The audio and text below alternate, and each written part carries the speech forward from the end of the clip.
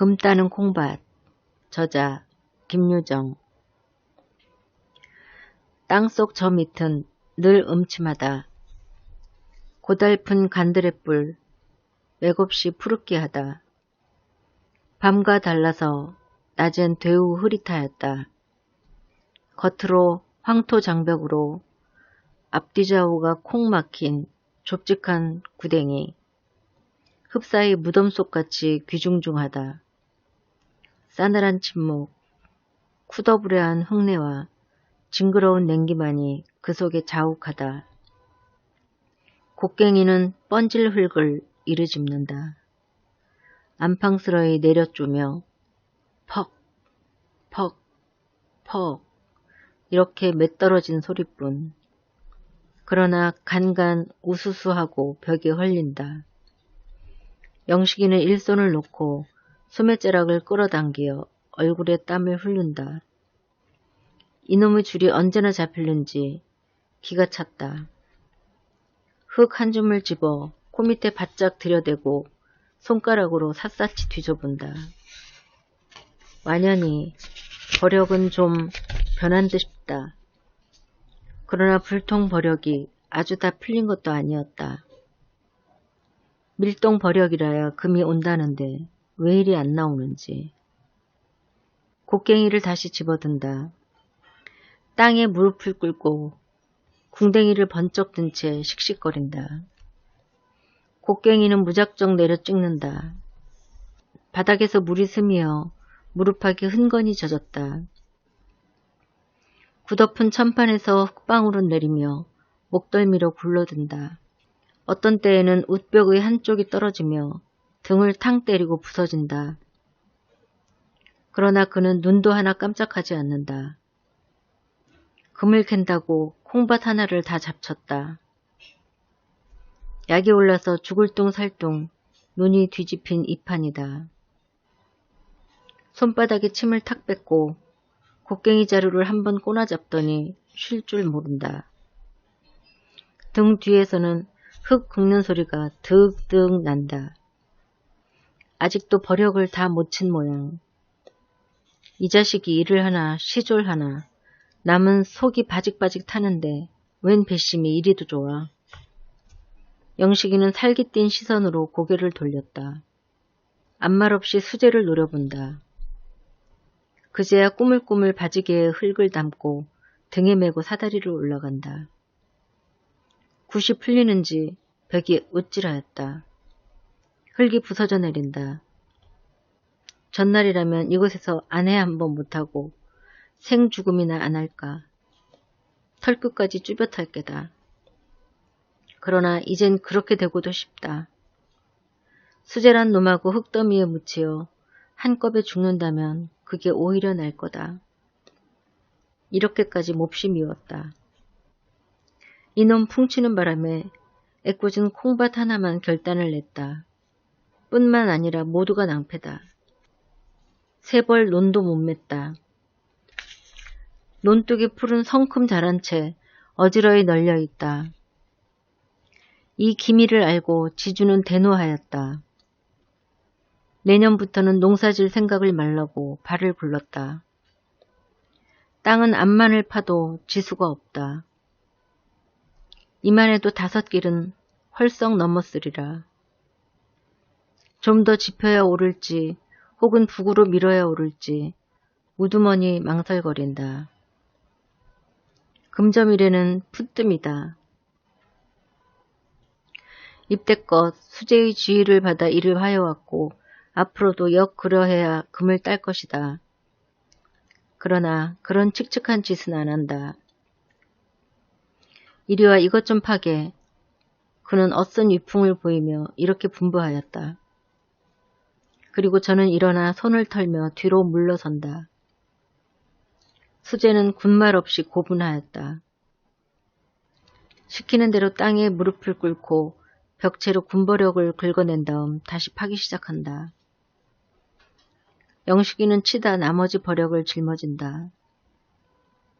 커다란 걸대를 뒤뚝거리며 사다리로 기어오른다. 군문을 나와 버력더미에 흙을 막 내치려 할째 왜 또 파? 이것들이 미쳤나 그래? 산에서 내려오는 마름과 맞닥뜨렸다. 정신이 떠름하여 그대로 벙벙이 섰다. 오늘은 또 무슨 포악을 들으려는가? 말라니까 왜 또 파는 게야?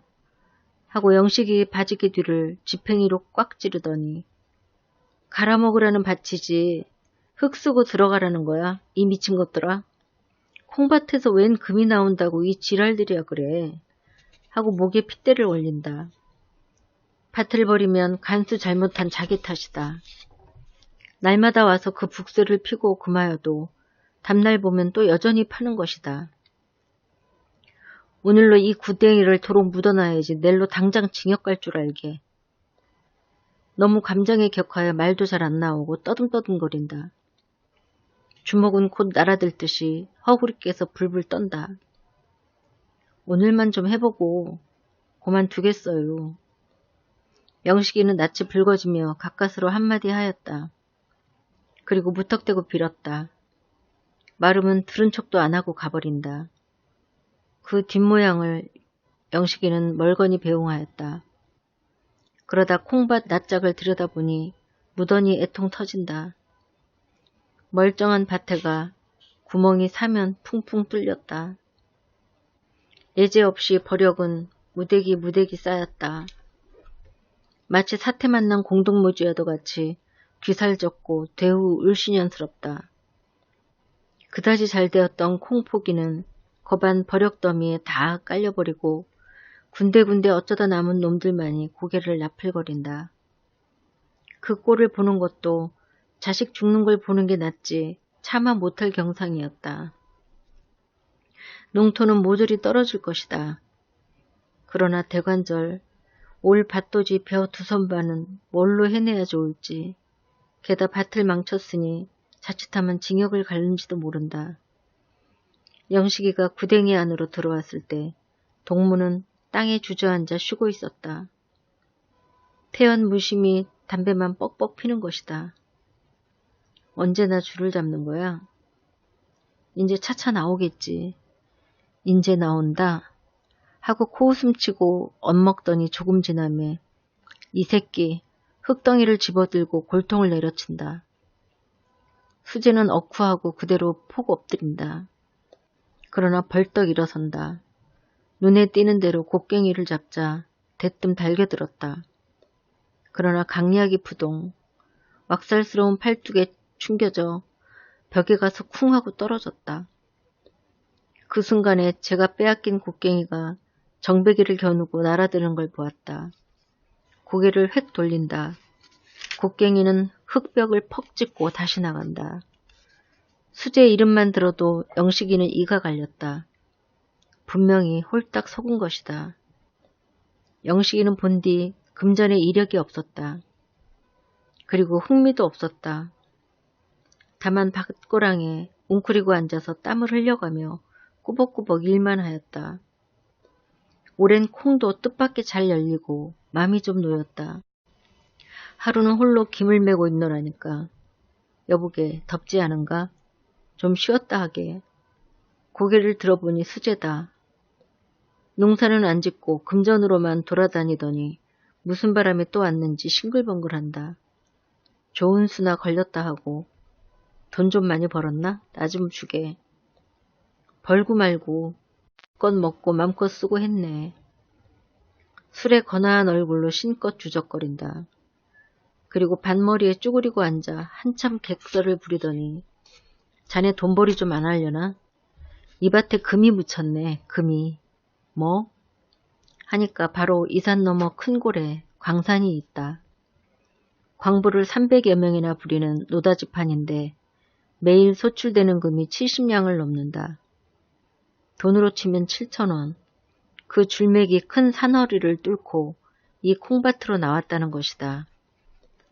둘이서 파면 불과 열흘 안에 줄을 잡을 게고 적어도 하루 서돈씩은 따리라. 우선 30만 원만 해도 얼마냐. 소를 산데도 만필이 아니냐고.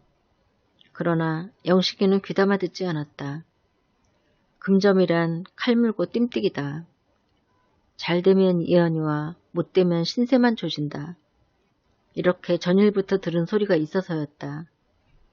그 다음날도 와서 꾀성거리다 갔다. 셋째 번에는 집으로 찾아왔는데 막걸리 한 병을 손에 떡 들고 영을 피운다. 몸이 달아서 또 온 것이었다.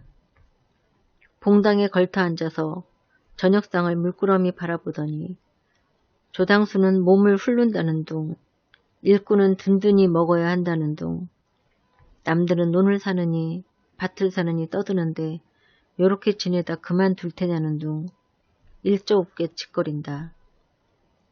아주머니 이것 좀 먹게 해주시게요. 그리고 비로소 영식이 아내에게 술병을 내놓는다. 그들은 밥상을 끼고 앉아서 즐겁게 술을 마셨다. 몇 잔이 들어가고 보니 영식이의 생각도 저욱이 돌아섰다. 딸은 1년 고생하고 끼 콩 몇 섬 얻어먹느니보다는 금을 캐는 것이 슬기로운 짓이다. 하루에 잘만 캔다면 한 해 줄곧 공들인 그 수확보다 훨씬 이익이다. 올봄 보낼 제 비료값, 품삯, 빚에 빚진 7원 까닭에 나날이 졸리는 이 판이다. 이렇게 지지하게 살고 말 바에는 차라리 가로지나 세로지나 사내 자식이 한번 해볼 것이다. 내일부터 우리 파보세. 돈만 있으면이야 그까진 콩은.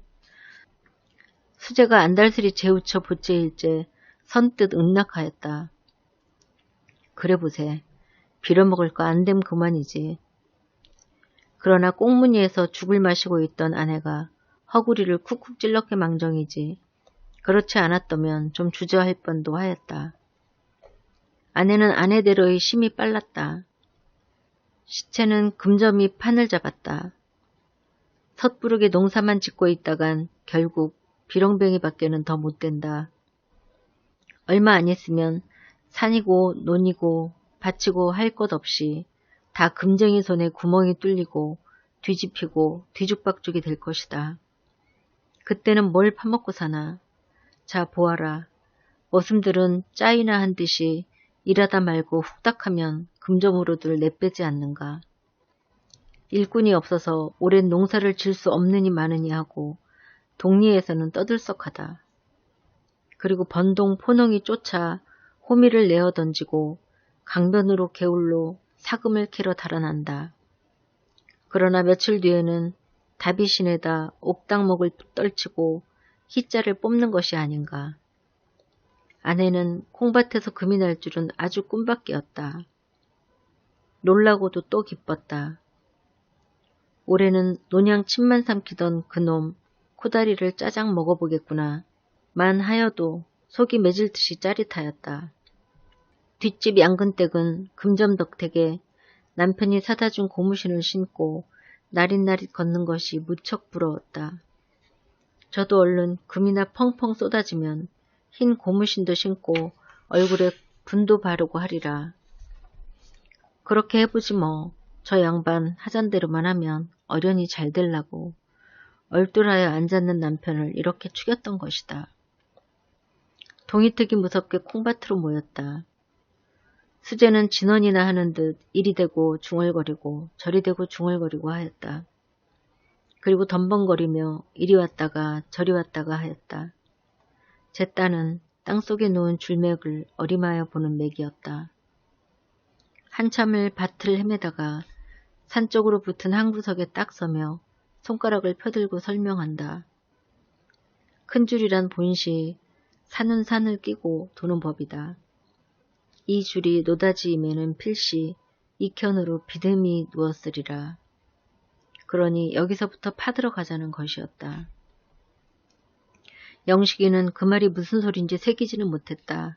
마는 금점에는 난다는 수제이니 그 말대로 하기만 하면 영락없이 금태야 나겠지 하고 그것만 꼭 믿었다. 군말 없이 지시해 받은 곳에다 삽을 푹 꽂고 파헤치기 시작하였다. 금도 금이면 애써 키워온 콩도 콩이었다. 거진다 자란 허울 멀쑥한 놈들이 삽 끝에 으스러지고 흙에 묻히고 하는 것이다. 그걸 보는 것은 썩 속이 아팠다. 애틋한 생각이 물밀 때 가끔 삽을 놓고 허리를 구부려서 콩잎의 흙을 털어주기도 하였다. 아, 이 사람아, 맥적게 그건 바보래. 금을 캐자니깐. 아니야, 허리가 좀. 핀잔을 얻어먹고는 좀 열적었다. 하기는 금만 잘 터져 나오면 이까진 콩밭쯤이야. 이 밭을 풀어 논도 만들 수 있을 것이다. 눈을 감아버리고 삽의 흙을 아무렇게나 콩잎 위로 획획 내어 던진다. 구구룩 땅이나 파먹지 이게 무슨 지랄들이야. 동리 노인은 뻔질 찾아와서 귀거친 소리를 하고 하였다. 밭에 구멍을 셋이나 뚫었다. 그리고 대구 뚫는 길이었다. 금인가 난장을 맞을 건가. 그것 때문에 농구는 버렸다. 이게 필연코 세상이 망하려는 징조이리라. 그 소중한 밭에다 구멍을 뚫고 이지랄이니 그놈이 온전할 겐가. 노인은 재물화에 지팽이를 들어 삿대질을 아니할 수 없었다. 벼락 맞느니 벼락 맞어. 염려 말아요. 누가 알레지요. 영식이는 그럴 적마다 대퉁스리 쏘았다. 골김에 흙을 대는 대로 내꼰지고는 침을 탁 뱉고 구덩이로 들어간다. 그러나 마음 한구석에는 언제나 끄은하였다. 줄을 찾는다고 콩밭을 통에 뒤집어 놓았다. 그리고 줄이 언제나 나올지 아직 까맣다. 논도 못 메고 물도 못 보고 벼가 어이 되었는지 그것조차 모른다. 밤에는 잠이 안 와 멀뚱하니 애를 태웠다. 수제는 낙담하는 기색도 없이 늘 한양이었다. 땅에 웅숭구리고 시적시적 노량으로 땅만 판다. 줄이 꼭 나오겠나? 하고 목이 말라서 물으면 이번에 안 나오거든 내 목을 비게. 서슴지 않고 장담을 하고는 꿋꿋하였다. 이걸 보면 영식이도 마음이 좀 내는 듯 싶었다. 전들 금이 없다면 무슨 멋으로 이 고생을 하랴. 반드시 금은 나올 것이다. 그제서는 이왕 손에는 할 일 없거니와 고만두리라는 절망이 스스로 사라지고 다시금 주먹이 쥐어지는 것이었다. 캄캄하게 밤은 어두웠다. 어디선가 묻개가 요란히 지저대인다. 남편은 진흙투성이를 하고 내려왔다. 풀이 죽어서 몸을 잘 가꾸지도 못하고 아랫목에 축 늘어진다. 이 꼴을 보니 아내는 맥이 다시 풀린다. 오늘도 또 글렀구나. 금이 터지면은 집을 한 채 사간다고 자랑을 하고 왔더니 이내 헛일이었다. 이제 좌지가 나서 낯을 들고 나아갈 여미조차 없어졌다. 남편에게 저녁을 갖다주고 딱하게 바라본다. 인젠 꼬운 양식도 다 먹었는데 새벽에 산재를 좀 지낼 텐데 한 번만 더 꼬아. 남의 말에는 대답 없고 묘하게 흘게 늦은 소리뿐. 그리고 들어놓은 채 눈을 지그시 감아버린다. 죽거리도 없는데 산재는 무슨. 듣기 싫어. 유망맞은 년 같으니. 이 호통에 아내는 고만 멈시라였다.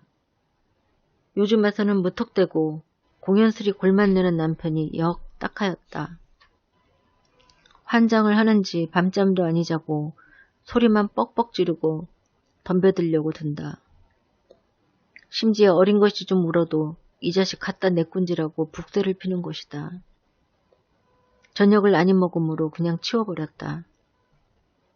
남편의 영을 거역히 어려워 양근댁한테로 또다시 안 갈 수 없다. 그간 양식은 줄곧 구워다 먹고 갚지도 못하였는데 또 무슨 면목으로 입을 벌릴지 난처한 노릇이었다. 그는 생각다 끝에 있는 염치를 봇째 쏟아던지고 다시 한번 찾아가는 것이다. 마는 딱 맞닥뜨려 입을 열고 내일 산재를 지난다는데 쌀이 있어야지요 하자니 역 낯이 화끈하고 모닥불이 날아든다. 그러나 그들은 어지간히 착한 사람이었다. 그렇지요. 산신이 번나면 죽도 그룹디다. 하고 말을 받으며 그 남편은 빙그레 웃는다. 워낙이 금점에 장구 달아난 몸인 많지 이런 일에는 적잖이 속이 튀었다. 손수 쌀 닷대를 떠다주며 산재란 안 지낸 몰라도 이왕 지내려면 아주 정성껏 해야 됩니다. 산신이란 노하길 잘하니까요. 하고 그 비방까지 깨쳐보낸다. 쌀을 받아들고 나오며 영식이 쳐는 고마움보다 먼저 미안해 질려 얼굴이 다시 빨겠다. 그리고 그들 부부 살아가는 살림이 참으로 몹시 부러웠다. 양근댁 남편은 날마다 금점으로 감돌며 버럭더미를 뒤지고 토록을 주워온다. 그걸 온종일 장판 돌에다 갈면 수가 좋으면 2, 3원, 오가도 7, 80점 꼴은 매일 심이 되는 것이었다. 그러면 쌀을 산다. 피륙을 끊는다. 떡을 한다. 장리를 놓는다. 그런데 우리는 왜 늘 요꼴인지 생각만 하여도 가슴이 메이는 듯 맥맥한 한숨이 연발을 하는 것이었다. 아내는 집에 돌아와 떡살을 담궜다. 내일은 뭘로 죽을 쑤어 먹을런지 운목에 웅크리고 앉아서 맞은 쪽에 자빠져 있는 남편을 곁눈으로 살짝 핥혀 본다. 남들은 돌아다니며 잘도 금을 주워오련만 저 망나니 제 밭 하나를 다 버려도 그만털 못 주워오나. 변변치도 못한 사나이 저도 모르게 얕은 한숨이 거푸 2번을 터진다. 밤이 이슥하여 그들 양주는 떡을 하러 나왔다. 남편은 절구에 쿵쿵 빠았다. 그러나 채가 없다. 동네로 돌아다니며 빌려오느라고 아내는 다리에 불풍이 났다. 왜 이리 앉았소? 불 좀 지피지. 떡을 찢다가 얼에 빠져서 멍하니 앉았는 남편이 밉살스럽다. 남은 이래저래 애를 죄는데 저건 무슨 생각을 하고 저리 있는 건지 낫으로 삭정이를 탁탁 조겨서 던져주며 아내는 은근히 흡닥이었다. 달기 2회를 치고 나서야 떡은 되었다.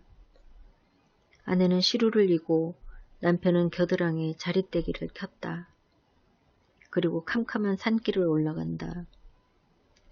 비탈길을 얼마 올라가서야 콩밭은 놓였다. 전면이 우뚝한 검은 산에 둘리어 막힌 곳이었다.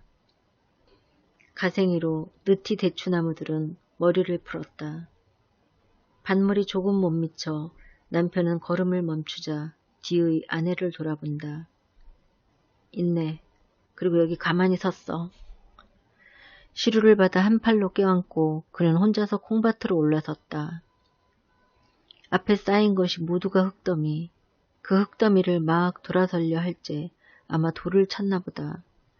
몸이 쓰러지려고 우찔끈하니 아내가 기겁을 하여 뛰어오르며 그를 부축하였다. 부정타라고 왜 올라와 요망맞은 년. 남편은 몸을 구르잡자 소리를 뻑 지르며 아내 얼밤을 비친다. 가뜩이나 죽으라 하는데 불길하게도 계집년이 그는 맞듣지 않게 두덜거리며 밭으로 들어간다. 밭 한가운데다 자리를 펴고 그 위에 시루를 놓았다. 그리고 시루 앞에다 공손하고 정성스레 제배를 커다랗게 한다. 우리를 살려줍시사. 산신께서 거들어주지 않으면 저희는 죽을 밖에 꼼짝할 수 없습니다요. 그는 손을 모으고 이렇게 축원하였다. 아내는 익보를 바라보며 독이 뾰록같이 올랐다. 금점을 함내하고 그만털 못 캐는 것이 버릇만 점점 글러간다. 그전에는 없더니 요새로 건듯하면 탕탕 때리는 못된 버릇이 생긴 것이다. 금을 캐랬지 뺨을 칠했나. 제발 덕분에 그놈이 금 좀 나오지 말았으면 그는 뺨 맞은 앙심으로 맘껏 방자하였다. 하긴 아내의 말 그대로 되었다. 열흘이 썩 넘어도 산신은 깜깜무소식이었다. 남편은 밤낮으로 눈을 까뒤집고 구덩이에 묻혀 있었다.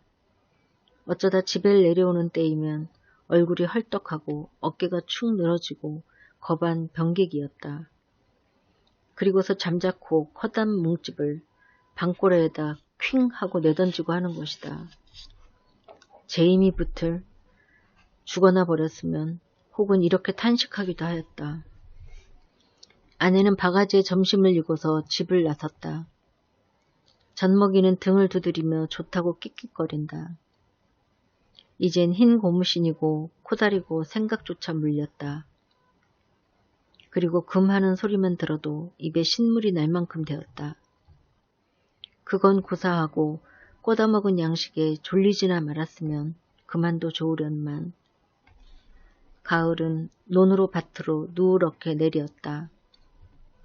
농꾼들은 기꺼운 낯을 하고 서로 만나면 흥겨운 농담. 그러나 남편은 애만 밥만 망치고 논조차 건살 못하였으니 이 가을에는 뭘 걷어들이고 뭘 즐겨 할는지. 그는 동리사람의 이목이 부끄러워 산길로 돌았다. 솔숲을 나서서 멀리 밖에를 바라보니 둘이 다 나와 있다. 오늘도 또 싸운 모양. 하나는 이쪽 흙더미에 앉았고 하나는 저쪽에 앉았고 서로들 외면하여 담배만 뻑뻑 피운다. 점심들 잡숫게요.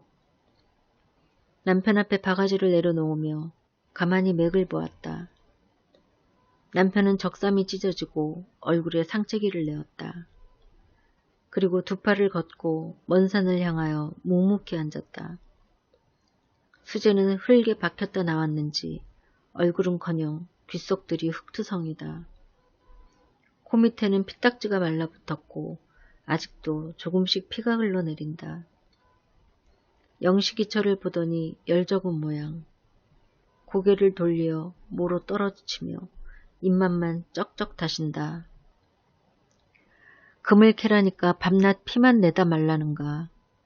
빚에 졸려 남은 속을 볶는데 무슨 호강에 이지랄 들인고. 아내는 못마땅하여 눈가에 살을 모았다. 산재 지난다고 꿔온 것은 언제나 갚는다주요. 뚱하고 있는 남편을 향하여 말끝을 꼬부린다. 그러나 남편은 눈썹 하나 까딱하지 않는다. 이번에는 어조를 좀 돋우며 갚지도 못할 걸 왜 꼬우려 했지요? 하고 얼추 호령이었다. 이 말은 남편이 채 가라앉지도 못한 분통을 다시 건드린다. 그는 벌떡 일어서며 황밤 주먹을 쥐어 창랑할 만치 아내의 골통을 후렸다. 계집년이 방정맞게 다른 것은 모르나 주먹에는 아찔이었다. 멋없이 덤비다간 골통이 부서진다. 암상을 참고 바르르 하다가 이윽고 아내는 등에 업은 언내를 끌어들였다. 남편에게로 그대로 밀어던지니 아이는 까르륵하고 숨모는 소리를 친다. 그리고 아내는 돌아서서 혼잣말로 콩밭에서 금을 딴다는 숙맥도 있담 하고 빗대놓고 비양거린다. 이년아 뭐? 남편은 대뜸 달게 들며 그 볼치에다 다시 올찬 황밤을 주었다. 적은하면 계집이니 위로도 하여 주련만 요건 분만 폭폭 질러 놓으려나 예의 빌어먹을 거 이판세판이다. 너하고 안 산다. 오늘로 가거라. 아내를 와락 떠다밀어 밭둑에 제켜놓고 그 허구리를 발길로 퍽 질렀다. 아내는 입을 헉 하고 벌린다. 네가 허라고 옆구리를 쿡쿡 찌를 죄는 언제냐. 요 집안 망할년. 그리고 다시 퍽 질렀다. 연하여 또 퍽. 이 꼴들을 보니 수제는 조바심이 일었다. 저러다가 그 분풀이가 다시 제게로 슬그머니 올마올 것을 지르치었다. 인제 걸리면 죽는다. 그는 비슬비슬하다 어느 틈엔가 구덩이 속으로 신압으로 없어져 버린다. 볕은 다스러운 가을 향추를 풍긴다. 주인을 잃고 콩은 무거운 열매를 둥글둥글 흙에 굴린다. 맞은 쪽 산 밑에서 벼들을 베며 기뻐하는 농군의 노래. 터졌네 터져. 수제는 눈이 휘둥그렇게 군문을 뛰어나오며 소리를 친다. 손에는 흙 한 줌이 잔뜩 쥐었다. 뭐? 하다가 금줄 잡았어 금줄. 응. 하고 외마디를 뒤남기자 영식이는 수제 앞으로 살같이 달려들었다. 허겁지겁 그 흙을 받아들고 샅샅이 헤쳐보니 딸은 재래에 보지 못하던 불구죽죽한 황토이였다. 그는 눈에 눈물이 핑 돌며 이게 원줄인가? 그럼 이것이 곱색줄이라네. 한 포에 대돈씩은 넉넉 잡히네. 영식이는 기쁨보다 먼저 기가 탁 막혔다. 웃어야 오를지 울어야 오를지 다만 입을 반쯤 벌린 채 수재의 얼굴만 멍하니 바라본다. 이리 와봐, 이게 금이래. 이윽고 남편은 아내를 부른다. 그리고 내 뭐랬어. 그러게 해보라고 그랬지. 하고 설면설면 덤벼오는 아내가 한결 어여뻤다. 그는 엄지손가락으로 아내의 눈물을 지워주고 그리고 나서 껑충거리며 구덩이로 들어간다. 그 흙 속에 금이 있지요? 영식이처가 너무 기뻐서 코다리에 고래등 같은 집까지 연상할 째 수재는 시원스러이 네, 한 포대에 50원씩 나와요 하고 대답하고 오늘 밤에는 꼭 정령코 꼭 달아나리라 생각하였다. 거짓말이란 오래 못 간다. 봉이 나서 뼈다귀도 못 추리기 전에 헐헐 벗어나는 게 상책이겠다.